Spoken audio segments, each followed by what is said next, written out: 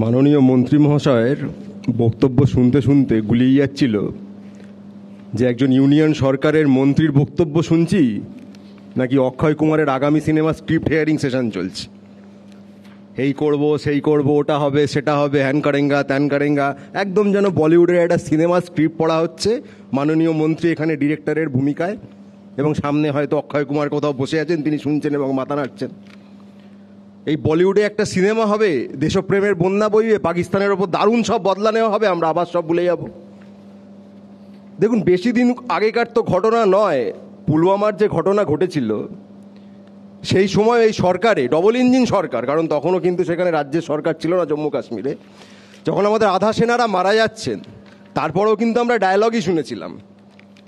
এবং আপনারা বলতে পারেন যে হ্যাঁ, তারপর তো সার্জিক্যাল স্ট্রাইক হয়েছে, যদিও সেই সার্জিক্যাল স্ট্রাইক নিয়ে তথ্য প্রমাণের প্রসঙ্গ যখনই ওঠে, আপনি বিরোধীদের কথা ছেড়ে দিন, প্রয়াত সুষমা স্বরাজ মহাশয়া তিনি বলেছিলেন যে নির্দিষ্ট কোনো প্রমাণ নেই যে কতজন মারা গেছে।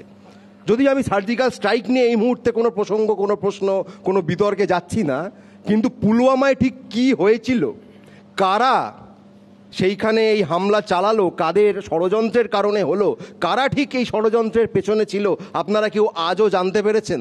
সত্যপাল মালিক, তৎকালীন যিনি গভর্নর ছিলেন, রাজ্যপাল ছিলেন, তিনি পরবর্তীতে সাক্ষাৎকারে যা যা বলেছেন, তুম চুপ রহো, মাননীয় নরেন্দ্র মোদী তাকে বলেছেন তুম চুপ রহো, তার কোনো পাল্টা উত্তর কিন্তু বিজেপির তরফ থেকে আমরা আজও পাইনি। আমি আশা করব মাননীয় মন্ত্রী মহোদয় আজকে আমাদের সেই উত্তরটা দিয়ে জানাবেন যে পুলওয়ামায় এই তুম চুপ রহোর পেছনে আসল রহস্যটা ঠিক কী ছিল।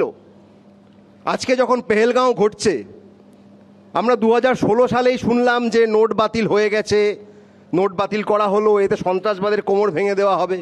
2019-এ 370 ধারা বাতিল হলো, আমরা শুনলাম সন্ত্রাসবাদের আবার কোমর ভেঙে দেওয়া হলো, অনেকগুলো কোমর তো।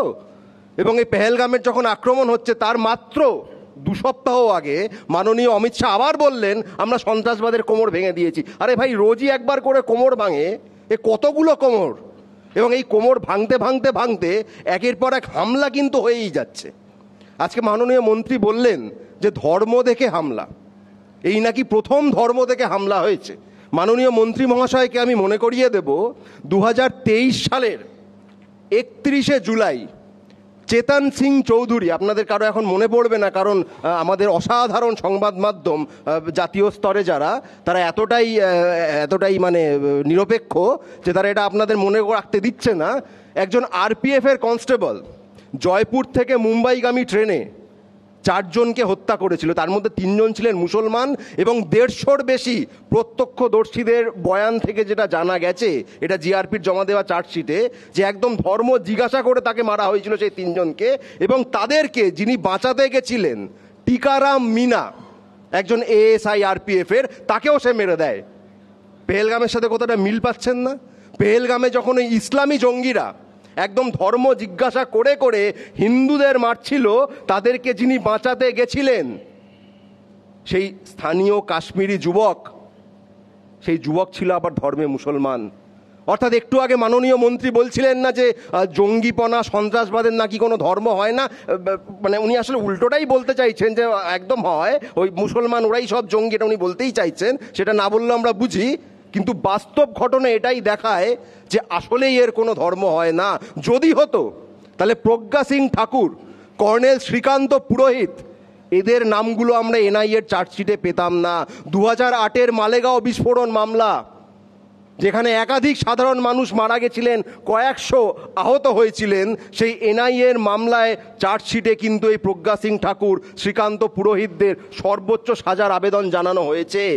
এই প্রজ্ঞা সিং ঠাকুরকে এই নরেন্দ্র মোদী ভোপাল কেন্দ্র থেকে সংসদে পাঠিয়েছিলেন। এরা সন্ত্রাসবাদী নয়? এদের কোনো ধর্ম নেই? আচ্ছা, ধ্রুব সাক্সেনার নাম আপনাদের কারো মনে পড়ছে? 2017 সালে মধ্যপ্রদেশ থেকে আইএসআই, পাকিস্তানের আইএসআইয়ের সঙ্গে যোগাযোগ থাকার অভিযোগে বিজেপি নেতা ধ্রুব সাক্সেনাকে গ্রেপ্তার করা হয়েছিল। বিজেপি নেতা, মনে রাখবেন। আবার বলরাম সিং, সেই মধ্যপ্রদেশ বজরং দলের নেতা, তাকেও গ্রেপ্তার করা হয়েছিল আইএসআইকে ফান্ডিং করার জন্য। আচ্ছা, এদের কোনো ধর্ম নেই? আপনি কি ধর্ম খুঁজতে চাইছেন সন্ত্রাসবাদে? তাহলে একের পর এক খোঁজা শুরু করুন না, কত ধর্ম পাবেন। আচ্ছা, উড়িষ্যাতে গ্রাহাম স্টেন্স এবং তার শিশুপুত্রদের একটি গাড়ির মধ্যে যারা জীবন্ত চালিয়ে মেরেছিল, তাদের কি ধর্ম ছিল? তাদের একজনকে কয়েকদিন আগে উড়িষ্যার বিজেপি সরকার জেল থেকে মুক্তি দিয়েছে। আপনি আসলেই যদি ধর্ম খুঁজতে চান, আপনি দেখবেন যে সন্ত্রাসবাদের নয়, রাজনীতির একটা ধর্ম আছে। এই ধরনের কট্টরপন্থা, এই ধরনের সন্ত্রাসী চিন্তা ভাবনার পেছনে যে রাজনৈতিক দর্শন আছে, সেটার একটা ধর্ম আছে। এবং সেই ধর্ম কোনো হিন্দু, মুসলমান, খ্রিস্টান ইত্যাদি ধর্ম নয়। সেই ধর্ম সম্পূর্ণ আলাদা ধর্ম, যেটার কথা মাননীয় মন্ত্রী বলছিলেন যে পাকিস্তান মানসিকতা। একদম ঠিক বলেছেন। পাকিস্তান মানসিকতা ঠিক সেটাকেই বলে যারা এই ধরনের হামলায় ধর্ম খুঁজে বেড়ায়। অনেকে মনে করেন ভারতবর্ষ ভাগ হয়েছিল দ্বিজাতি তত্ত্বের ভিত্তিতে, যে মুসলমানদের দেশ, হিন্দুদের দেশ। আগে না, ভারতবর্ষ দ্বিজাতি তত্ত্বের ভিত্তিতে ভাগ হয়নি। মুসলমানদের দেশ বলে পাকিস্তান হয়েছিল, কিন্তু ধর্মনিরপেক্ষ দেশ বলে ভারতবর্ষ হয়েছিল। এবং এরা যারা বলছেন না যে যাদের এই ধর্মনিরপেক্ষ সেকুলারিজম বলে গালাগাল দিচ্ছেন, এক মুসলিমদের গালাগাল দিচ্ছেন, দ্বিতীয়ত সেকুলারদের গালাগাল দিচ্ছেন, এবং বলছেন অনেকে সেকুলাররা দেশ ছেড়ে বেরিয়ে যাক। আমরা উল্টোটা বলছি, ভারতবর্ষ সেকুলার দেশ। যাদের সেকুলারিজম পোষাচ্ছে না তারা বরং এই দেশ ছেড়ে, না, আমি বলবো বেরোবেন না, এখানেই থাকুন, এখানেই থাকুন। কারণ আপনাদের ধর্মান্ধ রাজনীতির যে কারবার, সেই কারবারকে আমরা ধ্বংস করে ছাড়বো। আপনাদের ধর্মান্ধ রাজনীতি আমরা ধ্বংস করে ছাড়বো, এই জীবদ্দশাতেই ধ্বংস করব, এই জন্মেই ধ্বংস করব। আপনারা তাকিয়ে তাকিয়ে দেখবেন যে সেকুলার ভারত সেকুলারই রয়েছে, কোনো রকম হিন্দু পাকিস্তান, হিন্দুত্ববাদী পাকিস্তান হয়ে যায়নি। যে ভারতবর্ষ গঠনের পেছনে হিন্দু, মুসলমান সব ধর্মের মানুষের সমান অংশগ্রহণ ছিল, সেই ভারতবর্ষকে আজ যারা ভাঙতে চাইছে, তাদের রাজনৈতিক পূর্বসূরি যারা, তারা কিন্তু স্বাধীনতা আন্দোলনে কোনো রকম সদর্থক ভূমিকা নেয়নি বলবো না, ভূমিকা ছিল। ব্রিটিশদের সঙ্গ দিয়েছিলেন তারা। যেই সময় দাঁড়িয়ে নেতাজি সুভাষরা লড়াই করছেন, যেই সময় দাঁড়িয়ে আমাদের বীর বিপ্লবী স্বাধীনতা সংগ্রামীরা লড়াই করছেন, তখন এনাদের যারা পূর্বসূরি, রাজনৈতিক পূর্বসূরি, তারা লড়াই করছেন ব্রিটিশদের আর্মিতে, ব্রিটিশদের সৈন্যবাহিনীতে, যাতে মুসলমানরা ঢুকতে না পারে, বেশি করে হিন্দু ঢোকাতে হবে। সে বেশি করে হিন্দুরা ঢুকে ব্রিটিশদের সেনাবাহিনীতে বা পুলিশ ইত্যাদিতে ঢুকে তারা কি করবে? আমাদের স্বাধীনতা সংগ্রামীদের মারবে। অর্থাৎ আরএসএস বা হিন্দু মহাসভা বা তাদের যে বিভিন্ন শাখা সংগঠন, তারা সর্বোপরি চেষ্টা করেছিল ভারতবর্ষের স্বাধীনতা সংগ্রামীদের বিরুদ্ধে লড়াই করার। আজকে তারা ধর্মনিরপেক্ষ ভারত, এই ধর্মনিরপেক্ষতার প্রশ্নে তারা আমাদেরকে শত্রু ঠাউরেছেন। আরে পেহেলগামে যে জঙ্গিরা এলো, তারা বাইরে থেকে এলো, ভেতর থেকে এলো, অস্ত্র নিয়ে এলো, কিভাবে এলো, গায়ে ক্যামেরা লাগিয়ে এলো, হেঁটে হেঁটে এলো, আধ ঘন্টা 1 ঘন্টা যতক্ষণ ধরেই হোক তারা অপারেশন চালালো, মানুষগুলোকে মেরে দিল, আবার হেঁটে হেঁটে চলে গেল। আজ 10 দিন হতে চললো, তাদের কারো খোঁজ নেই, কারো পাত্তা নেই, একটা কাউকে গ্রেপ্তার করতে পারলেন না। কিন্তু ডায়লগের পর ডায়লগ আছে। একটু পরে আমরা জানি, আমরা শুনবো, বিভিন্ন টিভিতেই শুনছি যে ভারতবর্ষে জানো তো এত বড় বোমা আছে, এই লম্বা মিসাইল আছে, আমাদের আকাশে প্লেনগুলো ওড়ে, জলে জাহাজগুলো ভাসে, কত কি না হয় আমাদের, কিন্তু আমরা বাঁচাতে পারি না, কারণ আমাদের একটা 56 ইঞ্চি আছে। এবং একটু পরে সুললিত ভাবভঙ্গিমায়, অসাধারণ ভাষায় মহারাজ বলবেন যে আমরা হিন্দুরা কতটা বিপদে আছি, ভীষণ বিপদে আমরা হিন্দুরা। কিন্তু আজ 1 যুগ হতে চললো, 12 বছর 1 যুগ হতে চললো, হিন্দু হৃদয় সম্রাট শাসন করছেন। এবং সেই 12 বছর পরেও যদি হিন্দুরা এত বিপদে থাকে, তাহলে তো একটাই কথা বলতে হয় যে ওটা 56 ইঞ্চি নয়, 56 মিলিমিটার। আর যদি ওটা 56 ইঞ্চি হয়, তাহলে হিন্দুরা বিপদে থাকতে পারে না। দুটো তো একসঙ্গে হয় না। হয় আমাদের মাথায় যিনি বসে আছেন তিনি সত্যি যশস্বী, তিনি সত্যিই যোগ্য, তিনি সত্যিই অসাধারণ প্রধানমন্ত্রী, তাহলে কেউ বিপদে নেই, হিন্দুরা তো নেই। আর যদি হিন্দুরা বিপদে থাকে, তাহলে যে যে শব্দগুলো বললাম তার ঠিক উল্টোগুলো ধরে নিন।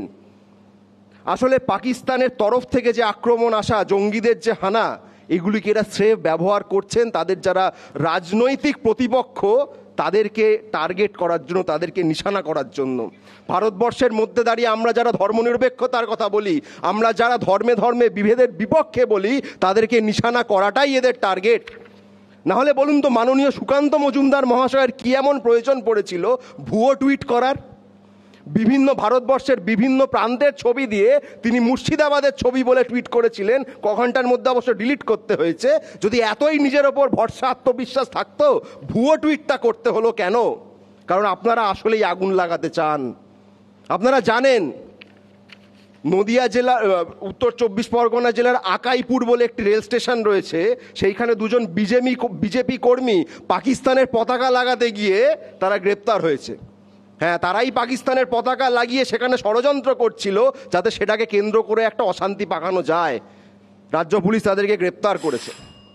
এবং আমরা জানি এর আগে শুভেন্দু অধিকারী তিনি যখন একের পর এক পাকিস্তানের পতাকাগুলো বের করছিলেন, তখন সবার মনে এই প্রশ্ন কিন্তু এসছে যে এতগুলো পাকিস্তানের পতাকা তিনি পেলেন কোথা থেকে। দেখুন, পাকিস্তানের পতাকা আপনি চাইলেই ওই মোড়ের দোকানে, বড় বাজারে চলে গিয়ে, ময়দান মার্কেটে চলে গিয়ে, নিউ মার্কেটে চলে গিয়ে আপনি পাবেন না, কেউ পাবেন না, পাওয়া সম্ভব না। একবার খোঁজ করে দেখুন, উনি এতগুলো একের পর এক 26খানা পতাকা কোথা থেকে জোগাড় করলেন। এই বিজেপি কর্মী যারা রেল স্টেশনের পাশে পাকিস্তানের পতাকা লাগাতে গেছিল, পতাকাটা কোথা থেকে জোগাড় করলো? এই প্রশ্নগুলো করবেন না। এই প্রশ্নগুলো করতে গেলেই আপনি দেশবিরোধী হয়ে যাবেন। এই প্রশ্নগুলো করতে গেলেই ওনাদের ভাষায় আপনি পাকিস্তানি মানসিকতার হয়ে যাবেন। আসল কথাটা হচ্ছে, পাকিস্তানি মানসিকতা বলে যদি কিছু থাকে, সেটা হচ্ছে এই ধর্মান্ধ রাজনীতির মানসিকতা, যেটা ভারতবর্ষে একমাত্র একটি দল, তারাই একমাত্র সেই রাজনীতির ওপর দাঁড়িয়ে আছে, ধর্মান্ধতার ওপর দাঁড়িয়ে আছে, সেটা ভারতীয় জনতা পার্টি। যে কারণে আমরা বারবার বলি যে কোনো রকম জঙ্গি হানা, সন্ত্রাসবাদের কোনো ধর্ম হতে পারে না, তার হিন্দু হয় না, তার মুসলমান হয় না। আমরা বিভিন্ন জায়গায় দেখছি, গুজরাটে দেখছি, উত্তরাখণ্ডে দেখছি, মহারাষ্ট্রে দেখছি যে বাঙালি যারা, বাঙালি মুসলমান যারা, হয়তো তাদের মধ্যে হিন্দুরাও রয়েছেন, তাদেরকে ওই দড়ি দিয়ে ঘিরে ধরে তাদেরকে প্যারেড করাচ্ছে গুজরাট পুলিশ। মানে কাশ্মীরে জঙ্গি আনা হয়েছে, তার পাল্টা হচ্ছে বাঙালিদের ওপর, সেইটা নিয়ে ওনাদের কোনো বক্তব্য নেই। কিন্তু আমরা এখানে দাঁড়িয়ে বলে যাচ্ছি, আপনারা যতই ধর্মনিরপেক্ষতার দিকে আঙুল তুলুন, যতই আমাদের আক্রমণ করুন, যতই মুসলমানদের আলাদা করে জীবনটাকে নরক করে দেওয়ার চেষ্টা করুন, এইখানে দাঁড়িয়ে বুক ঠুকে বলে দিলাম, তাদের হয়ে আমরা শেষ নিঃশ্বাস পর্যন্ত লড়ব। এবং শেষ নিঃশ্বাসটা আমাদের শেষ নিঃশ্বাস নয়, আপনাদের রাজনীতির শেষ নিঃশ্বাস। আপনাদের রাজনীতির শেষ দেখে আমরা ছাড়ব। এবং এই ভারতবর্ষ, হিন্দু মুসলমান সবাই একসঙ্গে থাকবে, ধর্মনিরপেক্ষ ভারত থাকবে, আপনারাও থাকবেন। কিন্তু আপনারা থাকবেন একদম নিচে, উপরের দিকে তাকিয়ে তাকিয়ে দেখবেন যে ধর্মনিরপেক্ষতার পতাকা উঠছে, আপনাদের রাজনীতি ধ্বংস হচ্ছে। সেই দিন খুব দূরে নয়, এই জীবনেই, এই জীবদ্দশাতেই, এই জন্মেই। ধন্যবাদ।